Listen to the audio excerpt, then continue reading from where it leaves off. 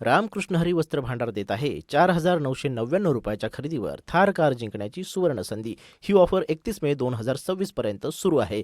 आजच भेट द्या आपल्या जवळच्या रामकृष्ण हरी वस्त्र भांडार दालनाला।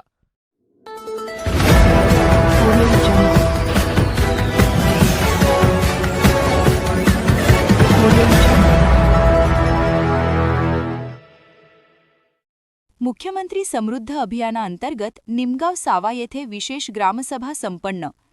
मुख्यमंत्री समृद्ध अभियानाच्या प्रभावी अंमलबजावणीसाठी तसेच निमगाव सावा ग्रामपंचायतीच्या थकीत कर वसुलीला गती देण्यासाठी आज मंगळवार दिनांक 23 डिसेंबर 2025 रोजी ग्रामपंचायत हॉलमध्ये विशेष ग्रामसभेचे आयोजन करण्यात आले होते।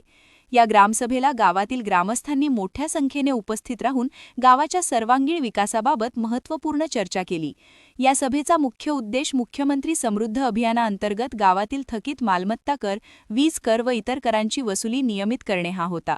यासाठी अभियानाअंतर्गत 50% थकीत कराबाबतचा महत्त्वपूर्ण ठराव ग्रामसभेत मंजूर करण्यात आला। थकीत करमुक्त गाव झाल्यास ग्रामपंचायतीला शासनाच्या विविध विकास योजनांचा निधी सहजपणे उपलब्ध होणार असल्याची माहिती प्रशासनाकडून देण्यात आली। ग्रामसभेत शासनाच्या विविध योजनांचा लाभ गावाला मिळावा यासाठी कर भरणा अत्यंत आवश्यक असल्याचे स्पष्ट करण्यात आले। कर वसुली नियमित झाल्यास गावातील रस्ते, पाणी पुरवठा, वीज तसेच मूलभूत सुविधांसाठी मोठ्या प्रमाणात निधी उपलब्ध होऊ शकतो असेही यावेळी सांगण्यात आले। ग्रामपंचायतीमार्फत ग्रामस्थांना आवाहन करण्यात आले की गावाच्या विकासामध्ये कर भरणा हा अत्यंत महत्त्वाचा घटक असून प्रत्येक ग्रामस्थाने आपली करपट्टी वेळेत भरावी। प्रशासनाने पारदर्शक कारभाराचा विश्वास देत ग्रामस्थांनी सहकार्य करण्याचे आवाहन केले।